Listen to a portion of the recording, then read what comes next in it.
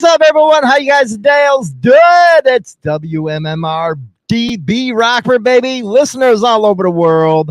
How are you guys and gals doing? I'm sure I'll be looking up at the stats later on today. We got a special guest on the Hollywood and Mikey show, and that is Meg from Meg's Motorcycle Journey. I bet you all are going to love this one. A lot of questions I have out there for this, especially how she adjusted as a woman in the motorcycling scene. Back in my day, it was a lot different for women, but now it is awesome seeing them out there on their motorcycles and stuff like that. So it's going to be a good conversation. Plus, she's an attorney.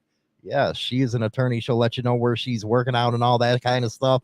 How is the chat rooms doing over on YouTube and all that other good stuff? We love you to death. But I'm going to bring in Mikey, man. You know what? I got a bone to pick with Mikey. What's up, Mikey? What's up? What's up, everybody? How's everyone doing, man? What's going on, Hollywood? I don't know. I got a bone to pick with you. Or would I say a peg leg to pick with you?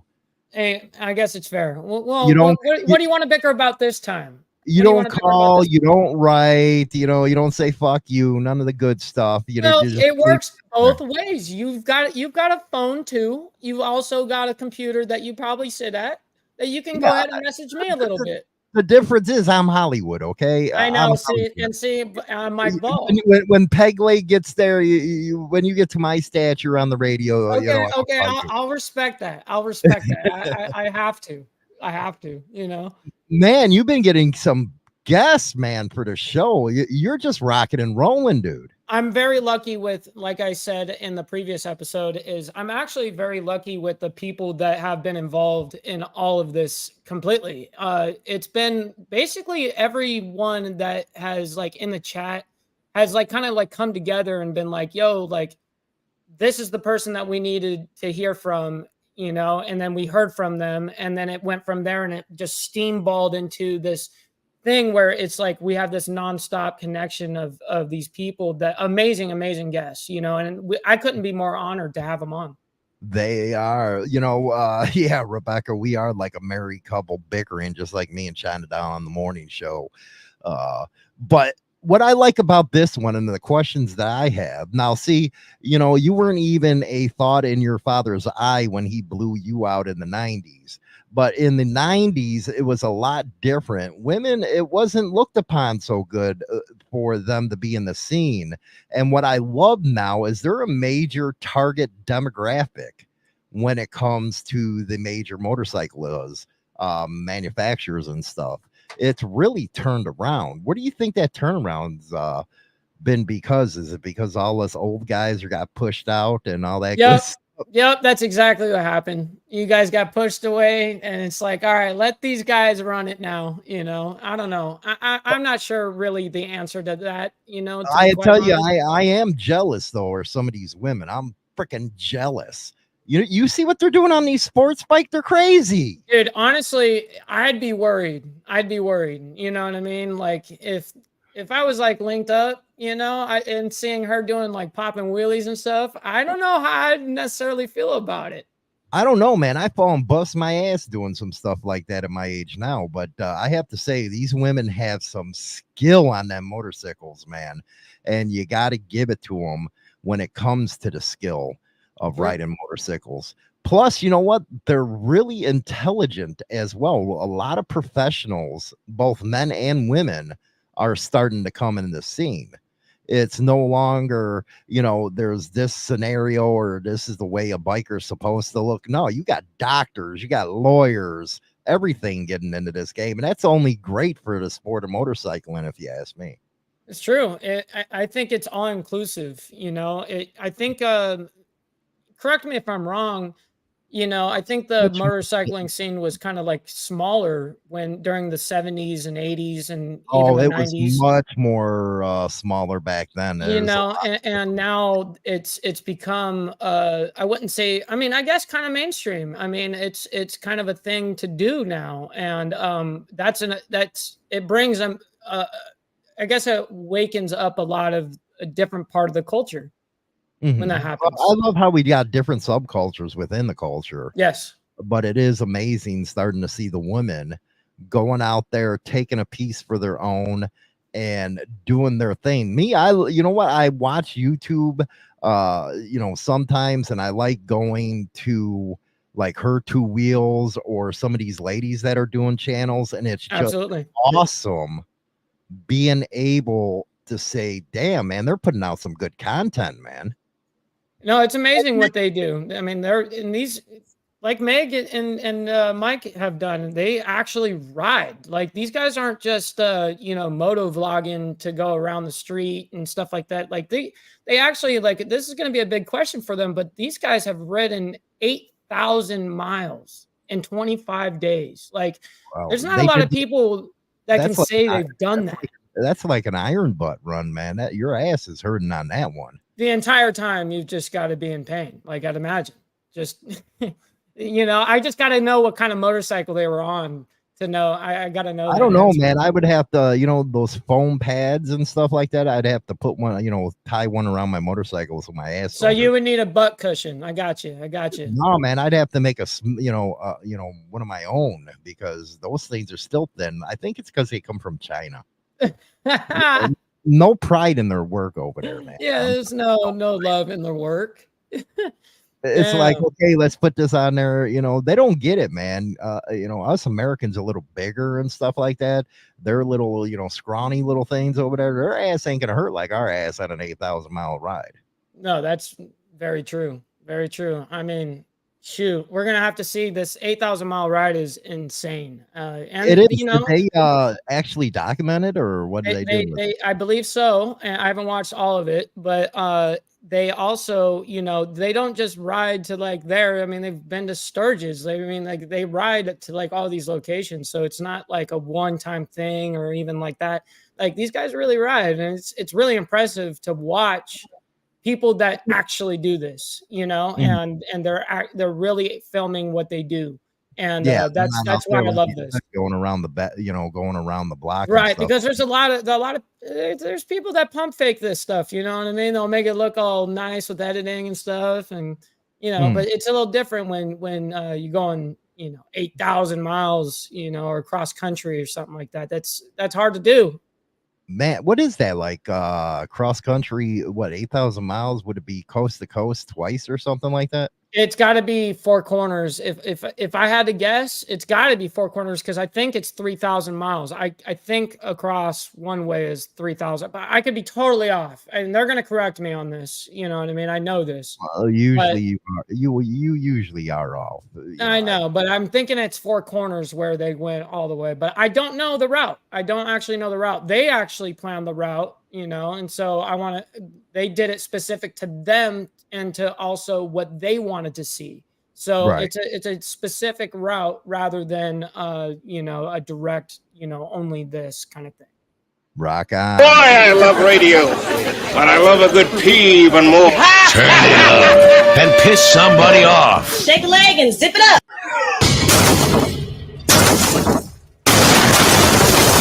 Oh my God! Now or never, here it comes. Take yourself on a journey into the unknown. Yeah! Are you ready? We came, we saw, we kicked its ass. You're listening to Motorcycle Madhouse Radio, WMMR DB Rockford. Oh, yeah, we got the Hollywood and Mike show right now. We got special guest Meg coming up on the show right now, and she's going to educate us on the 8,000 miles, man. Damn, man, my ass hairs are burning right now. Anyway, let's bring them in. We got Meg, and how you doing? How are ya? Doing well. Thank you for coming on to the show, you guys. Thank you for having us. Yeah. And you guys heard us ranting and raving. Other there. Oh, this is Mikey's cameraman. So everyone on the channel knows him as cameraman. Oh, you're the cameraman, huh? Yeah. So you're the lackey. right. I just linger in the background, you know. Or are you the brains behind the operation? You know, a lot of people think that, but it's not like that. You know, I load luggage. I ride motorcycles. There we go. Yep. Wow, bro, man, that is cameraman from Meg's Motorcycle Journey. We got Meg on, and you probably heard a little of the back and forth me and Mike were having just now. Let's go to our first thing, and it's going to be interesting because you are a lawyer too. And sorry, guys, she is not a criminal lawyer, so I'll find you somebody else. But just stay out of trouble, will you, until I find one. Anyway, Meg, what do you think about how women are now coming in the scene in force? I think it's awesome. I was actually, we were talking earlier when we first got on, Mike and I were talking about how, for me, motorcycling is an adult outlet for like my thrill-seeking behavior that I can't do some of the activities I could do, you know, when I was 16, and now I'm 40, and this is a way that I can still get that adrenaline rush that I used to get from, you know, doing flips on skis or, you know, being a gymnast, things like that. So I love it for that reason. It's I've actually done a number of videos on our YouTube channel where I talk about how it also really helps me with anxiety. I really struggle a lot with feeling anxious. And it's one of the few activities in life that I can go out and do and I'm not anxious. I'm in the moment. I'm feeling the wind in my face. I'm enjoying, you know, all of the sensations that you experience on a motorcycle. And I'm not thinking about, you know, my problems or my clients' problems or anything like that. So I think it's great that there's a lot of women that are realizing that it can be an outlet like that for them. Now, cameraman, do you ever worry about her safety when she's on a motorcycle? That was going to be my next question, man. That's really, yep, absolutely. If there were four wheels involved, be terrified, okay? The woman can't drive a car worth of shit. She has a huge Tundra. She drives around. She hits things once a month, right? Oh, man. You put her on two wheels, and I'm telling you, I mean, I was there with her for every mile she put on the bike, right? So I took her. She went out, and she was easier to get into riding than most of my buddies I got into riding, to be honest with you. She followed directions, and she literally cared about how she was performing on the road. And within a year, she was outriding most of my buddies. You know, now she's been riding, 3 years? Coming on four. Now she outrides almost all of my buddies. Wow. What got you into it, Meg? What made you say, I want to ride a motorcycle? Well, I always have enjoyed those types of things. I rode with Mike. I rode with my neighbor. I had ridden on as a passenger. But I bought my son a dirt bike, and I probably rode it more than him the first year that we had it, because I had so much fun just like tearing it up on this dirt bike. So, and he like would. Remember you said that video of you flipping over? Yeah. I'm like, oh my God. So the neighbor had an 80, this little 80, and it was like a foot shifter. Mm-hmm. And so he was at work or something, and I am riding this 80, and I made a little jump in the backyard and I flipped it on myself, and I'm like sending him this video. My whole leg is bruised and some mess. Dang. Yeah, and he's like, man, I wasn't even home for this. Right. I mean, yeah. He's used to watching me do stupid shit. Were you afraid at all when you got on the motorcycle the first time? Oh, yeah. I was. So, well, I'll tell you this. It's kind of funny. So I went to take, I mean, not as a passenger. No, I had zero fear as a passenger. But also, so I know that Mike's like the most skilled rider I know. And even then, like we've known each other since we were very young, and he could drive a car when he was 14. He could drive, a manual like no one else I know could drive a manual. So like I trusted his ability to operate it. So I have had zero fear, definitely. Now, myself getting on a motorcycle, yes, I still trust him more. I still trust riding with him as a passenger more than I trust myself. But I think that I'm a good rider. I mean, I know that I've taken lots of classes. We went down and trained with Jerry Palladino in Florida, who does like the Moto Cop course. Wow. Yeah, absolutely. So we went down and trained twice with him. She had only ridden her 883. She went down there to this class, right? And jumped on a Road King and just, I mean. Now, that's a hardcore course. Correct me if I'm wrong. Yeah, it was tough. That's like a course that, I mean, you're scraping your pegs the entire time, or floorboards the entire time in your case. Yeah. So, that's crazy. So Jerry's thing is basically like, it doesn't matter how big you are. You can ride a big motorcycle. You can control it. It's all technique. It's all technique. And he reached out to me very early in our YouTube journey and was like, I found your channel and I heard you say that you're 5'2". And I was like, yeah. And he was like, this is kind of my thing. My mission is to like show people that it doesn't matter how big you are. You can, ride a motorcycle. And he was like, you're a tiny little petite thing.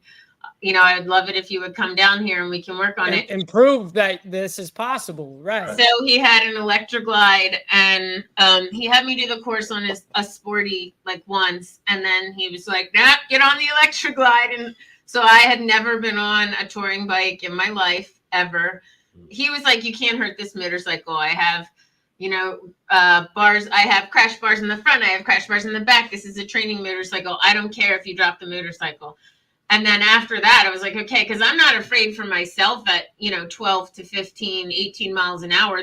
I've fallen off a pedal bike, a mountain bike going that fast where there's trees. Like, I'm not afraid for myself. And so if I hurt the motorcycle. Right. So if I don't have to be afraid of wrecking the bike, then by all means, and he told me, he said, the reason that you were able to get so good so quick is that you have zero fear. And that's what you need to be able to do that course. So, we've gone and done that. I've ridden so many highway miles, and, Mike and I, not that this really happens because I'm an attorney and I would never break the law, but, there's stretches where one could ride for 90 or 100 miles for several hours, and so like in and out of traffic. So I feel like I'm a pretty skilled motorcyclist. I still trust Mike more than I trust me. but anyway. That's very impressive. Well, cameraman really looks upon what you're doing positive. Did you get any worries from loved ones, like a mother? Oh yeah, my mom and Mike have a long and sordid history. That's well said. So, like they've had their good times and bad, but I will tell you, she was so angry when she came in the garage and saw a motorcycle. God damn it, Mike! Yep. Do you think that she is right? Because I know with me, cameraman, you have a lot more in you than me. I won't even let China down near a bike. And I think that's because we gave her a little, those old school little mini bikes, with the lawnmower.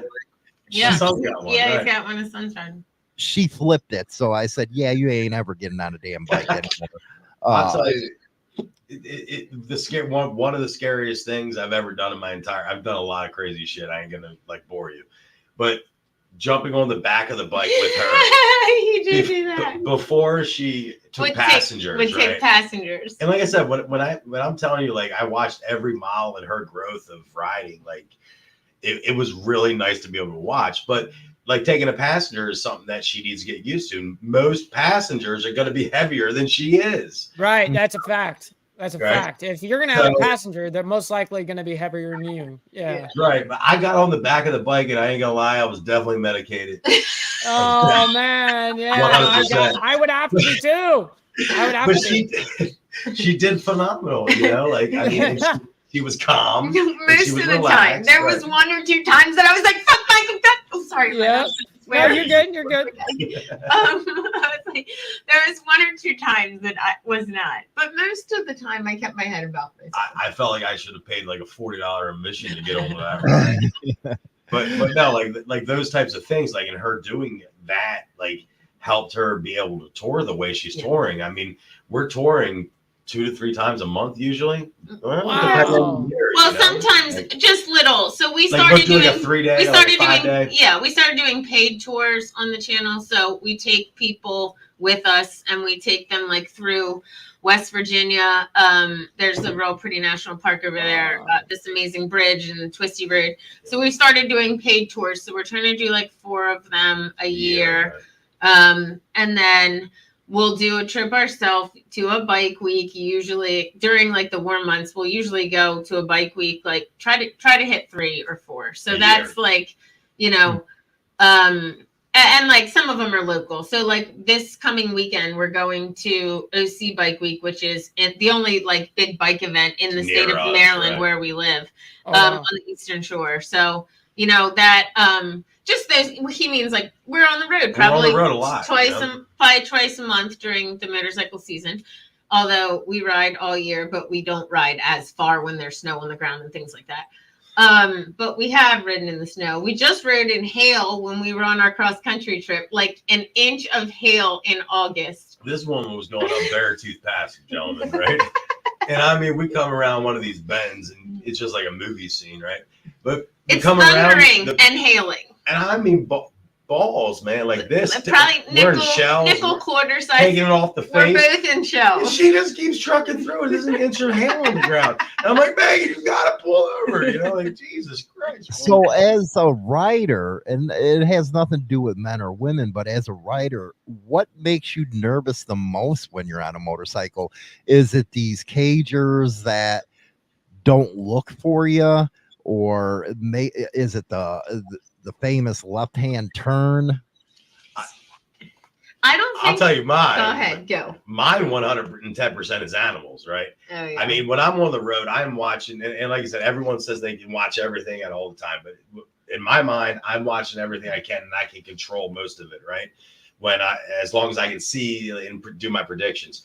But when I'm on a road, a twisty back road, and it's late at night, and you're flying through there, and you know, deer are something to really be concerned about. Me personally, if I see a driver and I know he's a menace to society, I'm not going to fuck with him, right? So I stay away from that guy, you know. Like, and I feel like I'm good to judge a character looking at a car and telling what he's going to be doing. You know? Mike's actually amazing at like knowing, because he's really he looks at people's faces, which like doesn't even occur to me. Like I don't have the time to even think of that. But he'll say like, I know this woman's gonna pull out, and he'll like, you know, I'll see him do it. I'll see him throttle, and he's got like the loudest pipes ever. And I'll see him throttle like before this woman, like at the minute that she would pull out, I'll see him throttle because he's like, I looked at her face. I knew she knew we were, you know, she didn't see us, couldn't hear us, whatever. And he like reacts very quickly to those situations. I would say this, I'm maybe stupidly not in the moment afraid of those other traffic and things like that, because I feel like, you know, what I can control is my line of sight right now. And if somebody does something that I have no control over, you know, I can't be worried about that while I'm riding. So the things that scare me are things that are difficult, like for me, things that I'm worried about my own skill level to execute well, because that's what I can control in the moment. So I think, gosh, I really do not like unpaved. So I like to ride dirt, but I do not like unpaved twisties on my Harley. I don't blame you. So when we were in California, we were in California and we rode the Pacific Coast Highway, and we've been on it for 6 or 7 hours. It was part of our 25-day journey. Yes, you're right. So we were at the top of California, and I wanted to ride like, you know, north to south because I wanted to be able to be on the outside of the Pacific Coast Highway. Right. So You want to be on the right side of the road. Right. So one of Mike's bucket list items was seeing the redwoods, and one of mine was the Pacific Coast Highway. So we started at like the top at the national park, and we went down. So we were on that road for maybe 6 hours. And I, being from the East Coast, there's nowhere on the East Coast that you couldn't get to a highway in 20, 30, 40 minutes, like at most, in the most deserted places on the East Coast, right? So I said to him, like, we were staying in San Francisco, 2 of our friends that we grew up with and went to high school with. Well, they were my friends, but also Mike's friends. I mean, no, they were your friends. So we decided we were going to stop and see them and like stay there for the night. So I was like, let's see, like, I'm tired, he's tired. I'm like, let's just see if we can jump on the highway and get there more quickly. So I like put it in, and it says this one way's like 35 minutes faster. And I'm like, that's weird. Like, you would think it'd be a lot faster, but I'm like, okay, whatever. So we put the GPS on the thing, and it takes us up the most challenging road we've ever done. And we've done 18 miles of dirt before on Harleys. We rode through Costa Rica. Yeah, we rode through on adventure bikes. Like, right? We've done crazy shit. And this is the most challenging road that I've ever been on. Just like straight up hills. I thought the road was closed. Yeah, half unpaved. This goes on. Well, the worst one is the first one. And we both sort of laugh because we're like, what the fuck was that when we get to the top? But we're just like, we're going to continue on. And him and I have been through all this kind of crazy shit and snow and sleet and whatever. So we're like, whatever. So we do 2 more up and down mountains, and my throttle hand is killing me. I got off the bike and threw my gloves on the ground. I was like, we're turning back around. I can't do this for 2 more hours. And he was like, I don't think that's a good idea, Meg. I think you should just get back on the bike. But we already did 2 hours here. Like, 2 hours back. And I said, really bad. what if the whole rest of the way is like this the entire way? And we should have just stayed on the Pacific Coast Highway. But here's the jacked up thing. Is we continued, right? And like you talked me into it. 15 minutes down the road, it runs right back to the fucking Pacific Coast Highway. Oh, wow. Gotten off of. We did. Well, here's a question for you, cameraman, and then one for Meg. Yeah. Riding with Meg, does it affect your ability where you're less concentrating on your ride and more worried about her and the environment around you guys as you're riding? And for Meg, and this can be kind of a segue, as a lawyer, an attorney, you're in a profession that's really professional. Do you ever get those that just don't get why you ride? No, it doesn't affect the way I ride at all. I mean, on her lowrider S, she's got what, 50 some thousand miles on it? 55. And I'd say probably 45,000 miles of that on her 2020 lowrider S. We ride side by side, Yeah.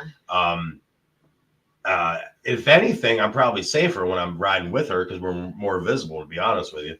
But it does not affect the way I ride whatsoever, one bit. If I see a stretch where I see like a nice chicane or something, I'm just deuces. I'm gone, And, it used to be I'd have to sit there for like a minute and a half and wait for Meg to catch up. And nowadays I look behind, she's right there, So it's no, I don't change the way at all, the way I ride the motorcycle when I'm riding with Meg. So at all. He, though, everyone that we know tells him that like he's the best rider that they know because it's so easy for him to like be one with the motorcycle. Like he doesn't even think about maneuvers. He just does them. And everyone that watches him is like, it's beautiful to watch because he just rides. It's like so effortless.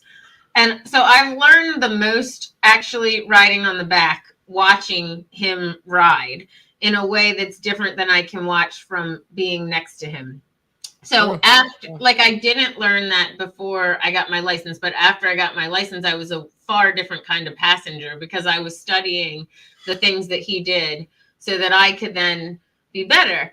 So, but I think he rides the same no matter what, because I don't even think I'm in his like field of vision. He's like one with the bike. It's like his, sometimes definitely the two of us get in a rhythm. Like we'll ride side by side twisties and like like For, right like, next dragon and to stuff, right we'll next do to each that, other. right. Yeah, because he tapes me, so he's So literally when I tape her, I right leave my next to me. GoPro like half cracked. So it's so if I let go of it, then the wind will blow it over, right? But I ride where, and I hate doing it to the bike, but I mean, I've heard it's okay. But like, I'll shift gears without using the clutch, right?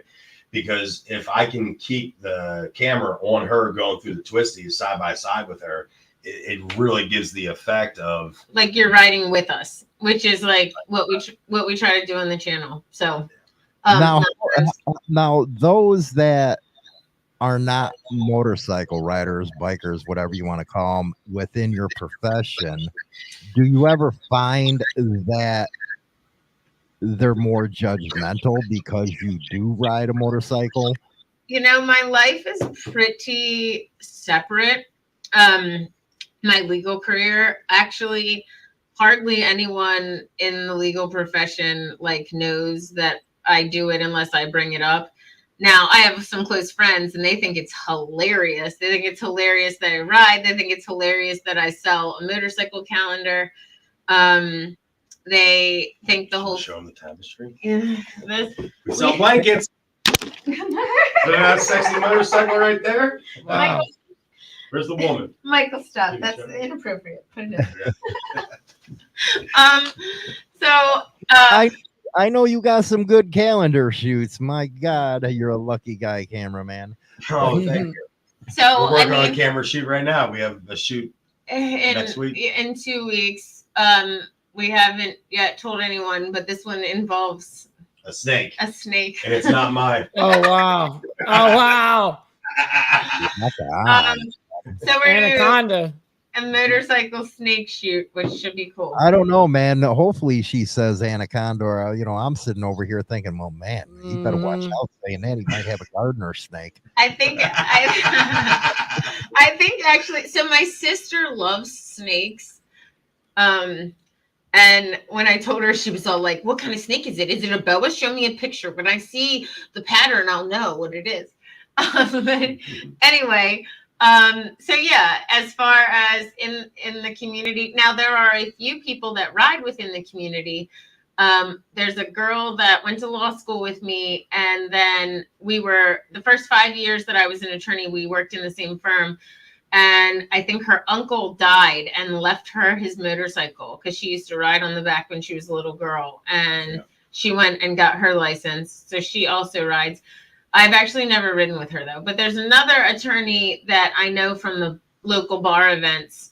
And he found out that I ride and I have the channel. And he's come on like he came on our Halloween ride. That's cool. So I would say not many bikers. No, not a lot. But so I will bike on occasion. I'll ride my bike to court. It's like if I know it's going to be like a short court appearance and it's the spring and I'm so excited that it's warm, and then I'll tell him and be like, I want to ride after I'm finished with court. And so so he works also. We own a company together, our car wash company, that car wash. So he does car washing. Bikes, boats, planes. And fleet washing. I gotcha. And we do fleets and stuff like that. So we own that company together. So it's nice because we're both I own my law firm. So we're both in control of our schedule. So that is how we do the YouTube channel, because we can say, hey, I have to do a court appearance. I know it's only going to be, a half hour. Like after that, let's jump on the bikes and ride and test ride, go to Harley in the afternoon and test ride this bike. So like, that's how we're able to do it. But there's been times when I'll tell him like, meet me at court, like when I get out of court, so that we can like go do it. And I'll, just pack a bag like we were going on the road. But she changes the parking lot, it's y'all. Heels and a blazer. That's great. And like I'll wear just the pants, right? And then like a button-down shirt, and then I'll put on my leather jacket and my boots, and then I'll pack in the bag heels and a blazer, my laptop, and like my case. Please tell me you filmed this. You've got to have done a TikTok of this. We have videos thank out. God. Thank God. We have. Yeah, so, no, absolutely. I mean, like that, I haven't really gotten anybody to say anything. I'll tell you what's funny, though. The only people in the legal community that ever recognize me or know is the bailiffs. A lot of the bailiffs or the sheriffs that they ride. Yeah. And so sometimes I'll be in They'll the courtroom. see your channel. Yeah. Well, I'll do like a whole case, and then one of them will come up at the end, and they'll be like, they'll call me, by my full name, and they'll say, "Are you Meg?" We just had a cop the other day. Oh, this was hilarious. We had a tail light out, right? on our company, one of our car wash vehicles. We have car wash vehicles. So I show up to the police station, right? Both of us are there. We were at the gym, and we go to the police station to get the tail light signed off on. He's wearing a Meg's Motorcycle Journey t-shirt. And so I am in just like a sports bra and leggings. So we walk in, and there's a line of about 11 people when we walk in. And there's like two guys. There's like two guys behind the glass that are like the police officers. So we're only standing there for 30 seconds. And the one guy from the back is like, "Hey, what do you need?" like all the way in the back. And he makes some comment about like I have my tits out or something. And so I thought that which is feasible, like a feasible thing. It could be, yeah. So I was like, yeah, okay, maybe. I was like, cool. So anyway, the guy comes out, and I say we're here to get a taillight signed off on. So he comes out, and we're in the parking lot, and we ain't never changed the damn light. I got the light of the truck. So no, it was going on and off, right? But it was working at the time. It was working at the time. So, but we had a spare in case when we went to show it to him, it didn't work. Then we had the spare. Smart. So, but he didn't even ask us to turn on the truck. He said he signed off on it, and then he said, "And what's your name?" And I said, "Megan." And he said, "You mean Meg?" And then he said, "I watch you guys on YouTube." Oh, that's awesome right there. When we come back from the station identification break, we're going to talk about their private tours and stuff. And if Megan gets nervous around people she does not know I do. That's why I don't do poker runs or any of that stuff, because I don't know how you ride. So we're going to ask her and cameraman Nat when we get back from this one. More than just one type of music. World-class rock. It's like Captain Crunch, honeycomb, and raisin bran, all in one bowl. Part of this nutritious breakfast. You're listening to Motorcycle Madhouse Radio, WMMR DB Rockford. Oh, yeah, we got the Hollywood and Mike show right now. We're welcoming in the Netherlands. How you guys and gals doing? You got some hot-ass women up that way. Hopefully, you're out there enjoying what you got in Europe, man, because I've never been to Europe. I don't go outside the United States. No way, man. You don't like Americans out there. But we're here with Meg from Meg's Motorcycle Journey and the cameraman. We got a little information on the cameraman. I hear he has a gardener snake. But anyway, Mike, what do you think so far here, man? No, it's amazing seeing and hearing about these guys' adventures, and also something that I wanted to attend on is you guys also, I saw a video of you guys attending Sturgis. Is that like a regular thing for you guys? And also some that you guys were bringing up about passengers and stuff like that. I saw that you had a special passenger, such as your own dog. So how is it when you ride with a dog on the back of a motorcycle, or how did you do it? So anyways, that's what I have to ask. So I'll go in reverse order. The dog actually isn't mine, and I didn't ride with the dog. My best friend, Lauren. Okay. She's smoking hot too. Yeah, she is. Lauren's hot. She rode, and she's cool, and she's a good rider too. She started riding. Her husband had got his license after I started. So Mike and I grew up with them. Yeah. So they have been together on and off since high school, late high school. He's a doctor. He's a physician. Yeah. So we all went to high school together and have known each other since middle school. So anyway, he had gotten Mike's been riding his whole life, always rode dirt bikes when we were kids, and then he had a sport bike when he was in the Navy. But so Mike rode forever, but then Johnny, Lauren's husband, had gotten his license, but he never bought a bike. So then when I started riding, and like we actually took her on some rides because I wanted her to like ride with us. So she rode with Mike and I rode next to them. And she was like, this is awesome. Johnny has to buy a bike. So then we went out and found him a bike. And then eventually she rode on the back a couple times. And I think she was like, nah, because she's like me. We're like type A. You guys have like been alpha women. Frenemies. I would say frivals. How about that? Frivals. We've been frivals since high school. Since high school, for sure. Middle school, actually. For like school day in like 7th grade. So like, but Lauren is awesome. Beautiful and a wonderful rider. So anyway, that's her dog Lucy. Saddleman actually gave us a dog carrier after people got mad about, because Saddleman is a channel partner for us. And it was funny because you guys were talking about our butts hurting on our 8,000 mile trip. Not at all. And I'm not just saying that because they partner with us. Like, I'm serious. Legitimately. We did what, 300 to 600, 700 miles a day? Yeah. Almost every day. Yeah. Right? Almost every day for 25 days. Well, I got like 2 or 3 breaks. Mike got 0 breaks. But wow. So I would say, you know, there other things hurt. Definitely, like both of us. We're laughing because we used to think 40 was so old when we were 16, but we really feel all of 40 because everything is breaking. So I had kidney stones on the ride. I'm still passing them right now. I only got 2 left. It was rough. All of it. So we're just like physically, we're like, oh my God, we're deteriorating because like both of us are like our necks. And now we were riding without like real windshields or fairings or anything. So there is that. But both of us, like our necks and our backs and definitely hands. I started like cracking right here on my fingers. Like we had all sorts of physical things, but our butt did not hurt. Anyway, Saddleman. Wow.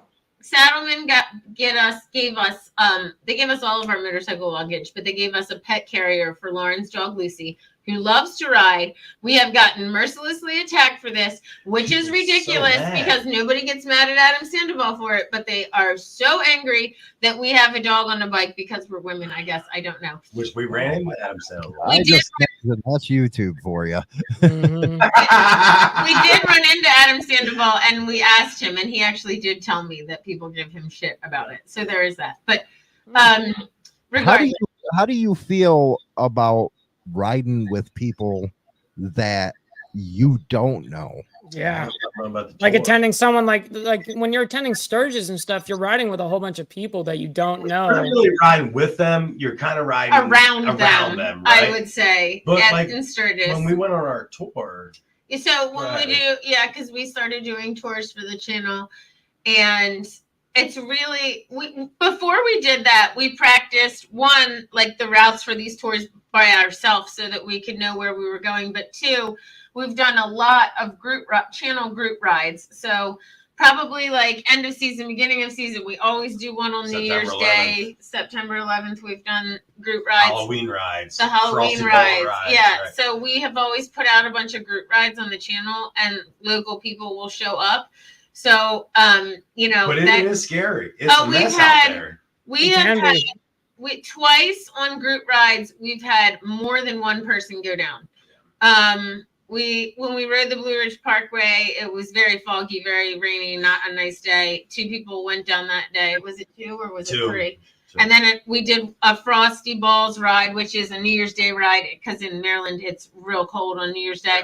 And so there was actually a little frost on the road that day, and 3 people went down on that ride. So how do I feel about it? I'll be honest with you. I stay in the front. I keep her up front, lead, and then Mike will go in the back. He'll block traffic. He'll like weave in and out of people. Because he's very skilled and able to do that. So typically I stay in the front, so I don't have a lot of that because I don't love it. And there's definitely people that don't know how to ride. And, you know, people bitch at us all the time for how close we ride together. And like we ride next to each other instead of in staggered, which we ride staggered sometimes. Sometimes we ride next to each other. But it just depends on the ride. Right, exactly. Yeah. And so I might be trying to scream at him. She will talk to me the whole fucking ride, guys. No, he loves motorcycling. on a separate bikes. This is why he wanted me to ride, probably, because then I'm not talking in his his ear, and it's one way that he doesn't have to hear my voice for Well, that's why I don't really like wearing helmets with China Doll, because she'll talk my head off, or she'll start singing Baby Shark to piss me off. But she really does it. She really does. Moving on to your YouTube channel, man, how's that journey been for you? Have you learned about the haters yet? And yeah. Oh, we get really mean people. I mean, we've had, and part of it, and I get this, and so like I sort of take it with a grain of salt and just roll with it, and it's helped me develop thicker skin, that's for sure. Well, you know what? It's done both. The YouTube channel, it has helped me develop thicker skin and not be I guess so are you gonna live? Yeah, I actually got to piss. I got kidney stones. Mike has kidney stones right now. No worries, no worries. He's you're all good. Been passing them since we were in That's unfortunate.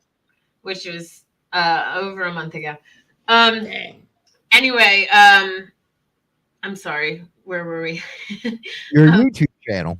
Oh, so it's been great. So I have had haters and people that encourage me. So I would say it's done. There's definitely more people that are encouraging and say nice things than say mean things.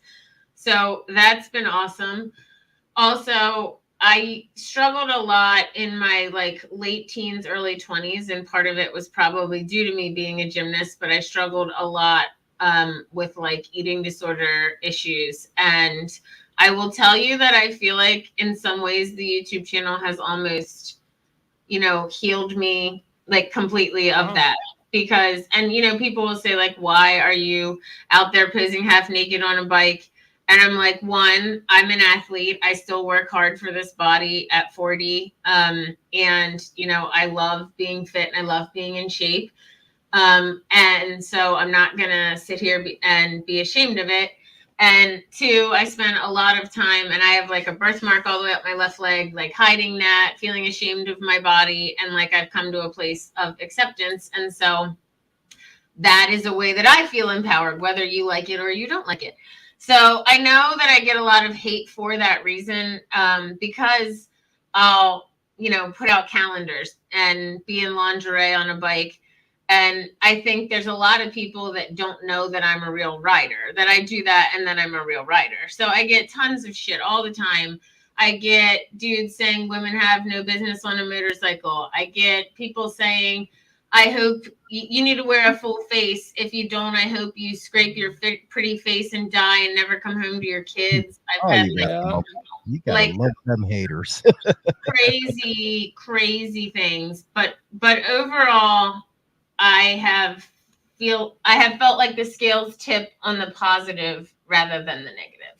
How long you been doing the YouTube channel, and how has that, when you go out in public, you get to see, people coming up to you? We call it fangirls in our business, but so fanboys.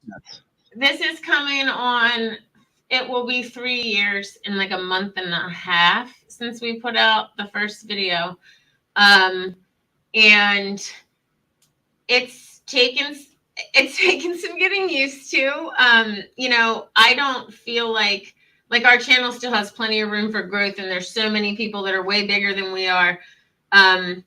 So it's sometimes crazy to me how often I get recognized and how often people say things to us in public, because it seems like, when you think about it, our Facebook, we've got like 28,000 followers on Facebook. We've got like 35 on Instagram, like 35 on YouTube, TikTok, maybe 16, 17. I don't ever push TikTok. So, I would say our community's probably 50,000 deep, maybe more than that, but that's not a tremendous amount of people. At least people that follow and sub, but then it's just crazy. So you were asking about Sturgis and whether that's a regular thing. This was our second year in Sturgis. Last year, we went out and just stayed in Sturgis. This year we stopped because we partnered with Saddlemen and we wanted to go to some of their events. So we stopped for 3 days and it poured for 3 days straight. So, you know, I'm glad we had gotten to ride last year and done that because it was awesome last year. But, you know, like us being able to go out there and sort of make a stop on the way was, we hoped to see folks. We didn't end up seeing folks because it was mercilessly pouring and we ended up canceling our meet and greet. But well, you've ridden a lot of the United States. Yes, we have. What is your dream ride? I always had this dream ride of where I wanted to leave Chicago, go to the tip of South America. My problem is I probably get shot along the way down there. They don't like Americans, as I say. But what is your dream ride? Well, so we keep doing our dream rides. So then I have to sort of pick a new dream ride because we just did our dream ride, really our ultimate dream ride, which was 17 states, 8,000 plus miles in 25 days. And we saw three of my bucket list things, three of Mike's bucket list things. And we just rode all the roads, not all the roads. We rode a lot of the roads. Actually, my initial plan would have had to be like a 50-day trip, and I've had to cut that down. So that I would say was our dream trip. But now I've started to dream, have to dream bigger because we keep doing them. So for Mike's 40th last year, we went to Costa Rica. Mike really loves off-roading as much as he loves on-roading. And so we did a 2-day dirt bike tour that was guided in Costa Rica, and then which we almost died. That was insane. And then we did a 5-day self-guided tour on adventure bikes on Tenerés around Costa Rica, which was insane also. But what's your favorite adventure bike? I like the African Twin, the Pan America is right up there as well. I mean, I've never gotten to ride the African Twin, but if I could have any bike, I would probably pick the Twin. We rode well. The problem with her is that she's so little. Like, they're so tall. They're so tall. So right. I test probably the scariest. Costa Rica, every single time we stopped, and we rode through Costa Rica for 5 days. Montverde, the rainforest, all of it. We did all of it, right? Every single time we stopped, I had to get off my bike and he go had to get the bike the from her. kickstand. I couldn't reach the kickstand. No, yeah, you can do like this. Yeah. I tripod the whole reach for 5 days. So the entire time, which took a lot of balls. I'm on one leg. It took a lot. Like, I'm proud of you. He started getting so frustrated with me by day 5 because I dropped it once. Well, we had to cross this river, right? There was this dump truck that got stuck in the river and got stuck. I mean, it was probably like a 40-yard river. Yeah. Right? But honest truth is only fallen once on an adventure bike. That's not bad.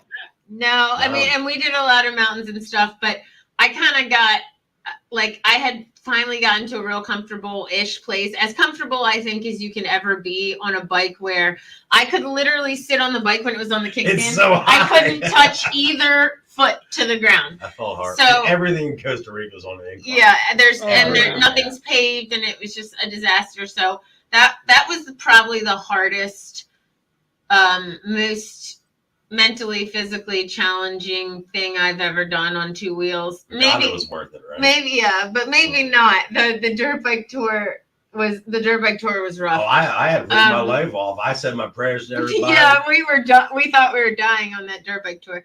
But cameraman, what kind of bike do you guys ride? And what I was going to ask is, how is it from going to a regular street bike to an off-road one? So I'm on a 17 Breakout, right? She's on a 20 low rider S. 20 low rider S. I mean, for me, it's not a huge change of a motorcycle. I mean, obviously the suspension's different. You're sitting a lot higher. You got a lot more ground clearance. He's not a good person to ask. Everything's easy for him. But like I said, I grew up on dirt bikes, right? I got around. I mean, I fed myself off my dirt bike when I was 8, So I was riding everywhere, anywhere I could get to, right? but going from like I take my Harley off road all the time. Like a complete crazy person.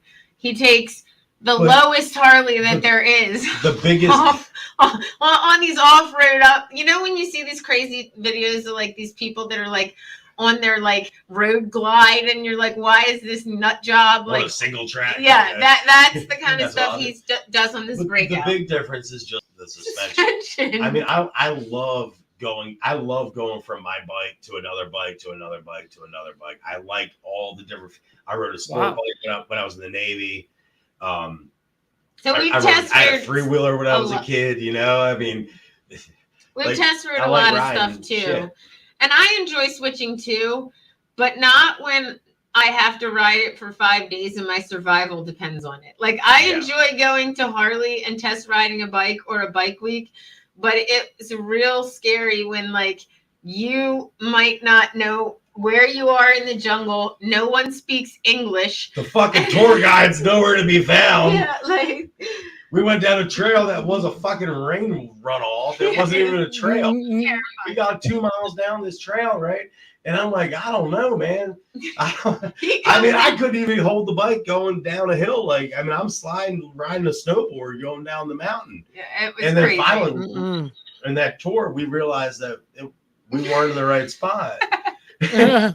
When we come back, we're going to ask him about Norman Reedus, man. He's one of my favorite riders out there. He travels everywhere. We'll be right back. This radio station plays more music like this.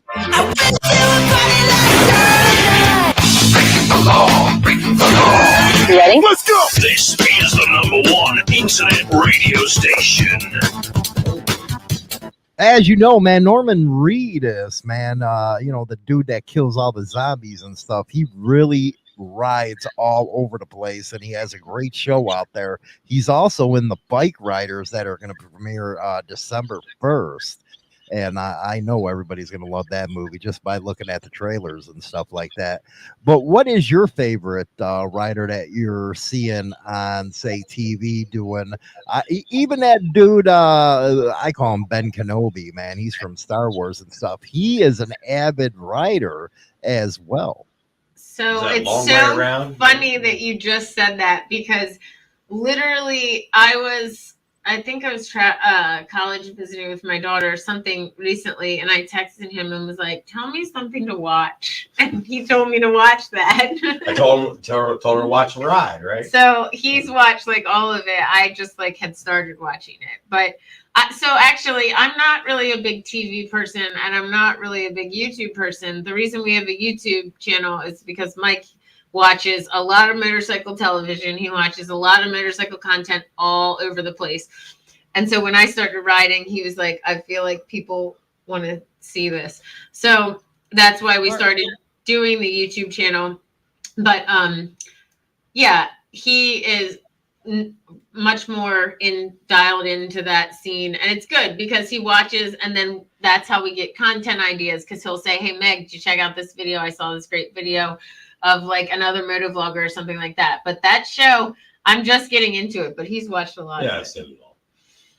But like I love watching Kyle Wyman, right? Yeah. Because like, you know, like the performance bagger racing and stuff, like it's never been around. Nobody's ever been like, hey, let's actually race Harley Davidsons, right? Mm-hmm. Or like even like that style of a motorcycle, right? That's not right. So then you get like all these people that come from flat track or dirt or street or whatever it is they're coming from, right? And it's a whole, like, there is no like prerequisites that you have to have in order to be one of these racers, right? And I really think that's a cool thing. Like, I'm not all about, like, if I want to go really fucking fast, then I'll go get a BMW S1000 WR, right, and go. But in order to do it on, you know, a cruiser motorcycle, if you would say, I guess that's what I consider my bike. Like a tour. Yeah, right. Yours. Right. Yours is a cruiser. Is something that, you know, like really attracts me. So I definitely follow all that stuff going on there. And he likes King of the Bagger races. Well, you mentioned Cameraman flat track. I miss the days where hill climbs were popular.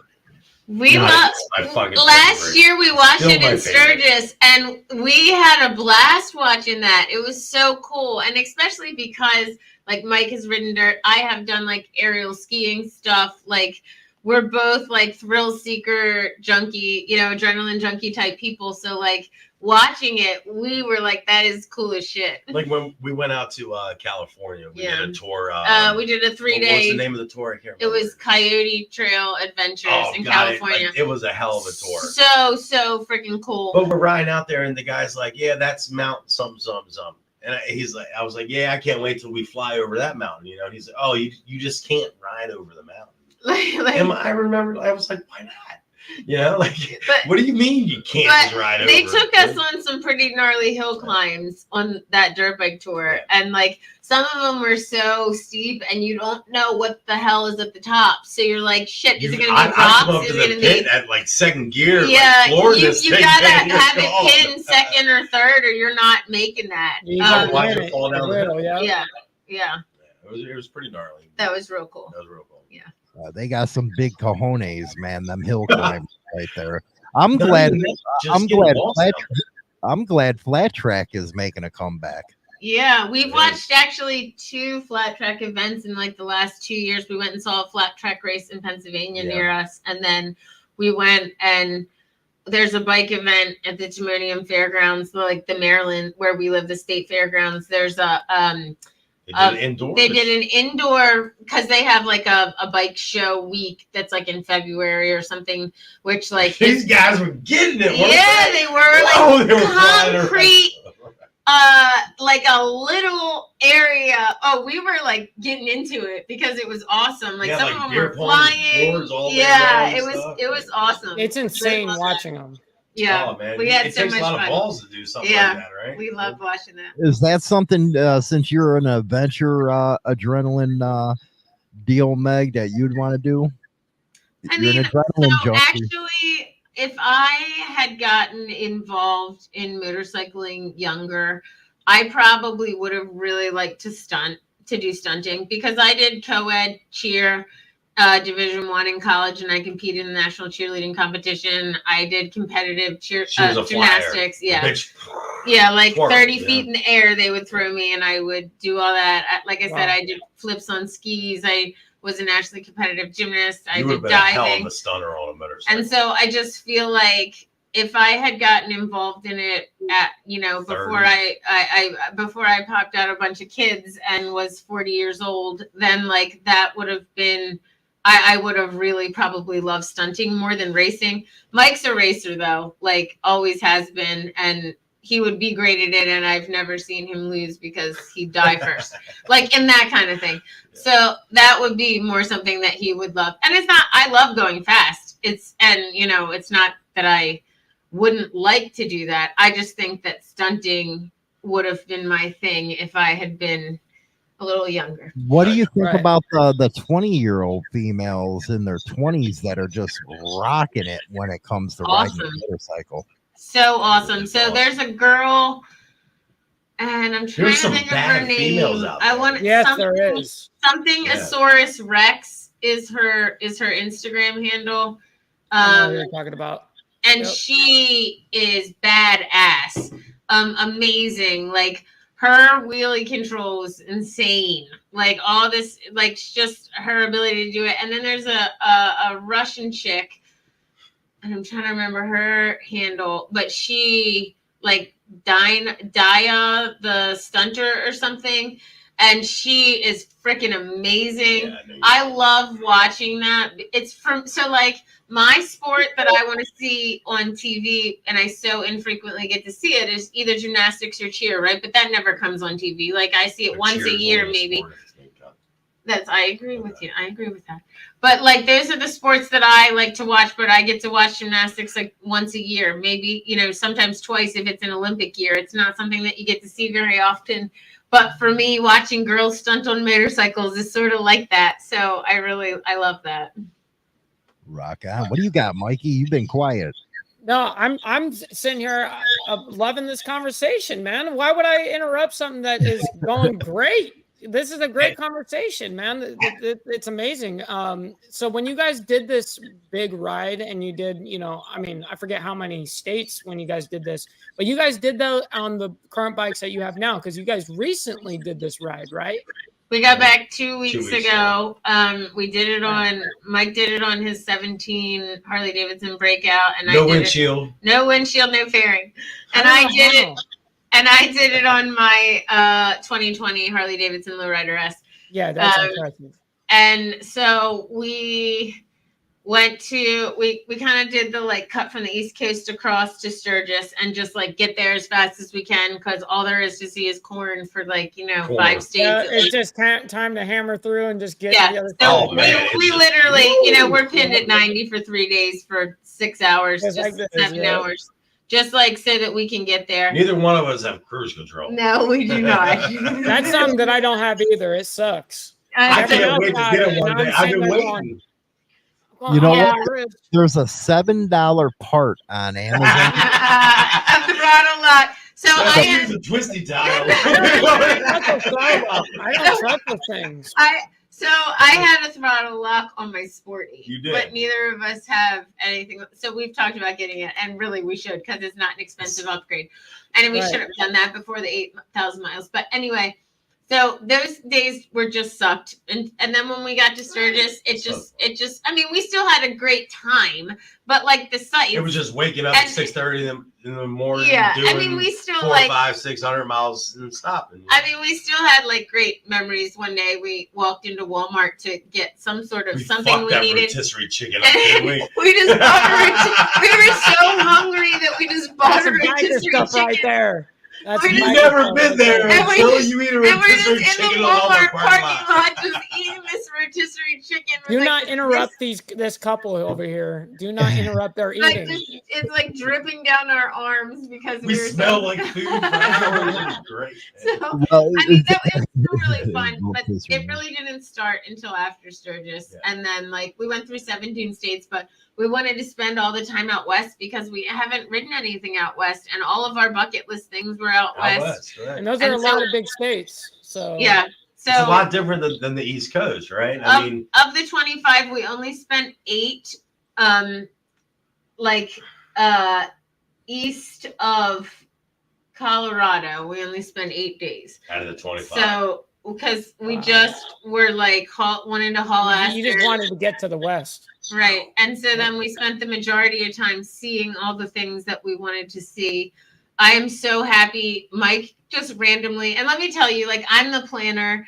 I always plan out our trips, and Mike just shows up, and he's a really good sport about it. I'll load your bag up. I'll load your bags. Whatever I pick, he's fine with it.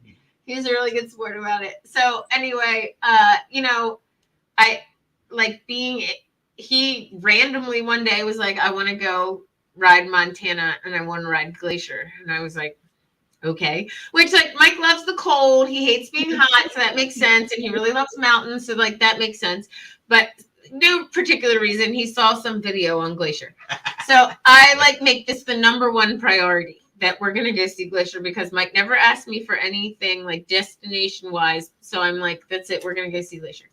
So I planned this whole thing, and it was the most expensive night of the entire trip because I had to stay on the Glacier property so that we could. You had to get passes to ride the Road to the Sun. The Going to the Sun Road, you have to reserve it in February, but we didn't know exactly what day we would be there yet in February, so that like made it really hard.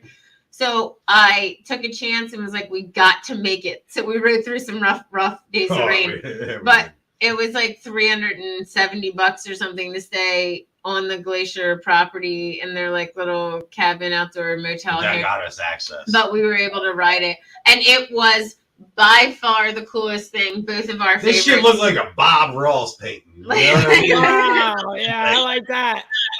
It was magical. Yeah, I felt like I'm like a huge like Harry Potter fan, and I felt like I was in Harry Potter. Well, before we let Meg and Cameraman go, let's talk calendars. Let's talk shirts, merch. Where are they getting this from? Well, so we're at this like in between phase because we were running our own and we're about to probably next week launch like a full scale site that's new. So we sort of brought in a partner to work with us and be able to make this sort of take it to the next step because we've been doing calendars ourselves for 3 years. We've been doing calendars. So like I do the shoot, then I help like do the design. We just pay a local company to print it, and then she kisses everything. I do sign all of them, stuff all the envelope ourselves. The T-shirts we were selling, individually selling them, posters, like all of this. So and it's like all the way up until now, you've outsourced just this. That's we crazy. finally. So we're just now getting into the merch. And like we don't want to sell production. just traditional merch, I guess, because honestly, our first like step into that was ordering T-shirts, and I think I ordered just because like for the sake of being able to like, I think I ordered 200 maybe, and I got them in all the wrong sizes. You only need like large, extra large, and XXL. That's it. And I like bought mediums and smalls. I don't know why.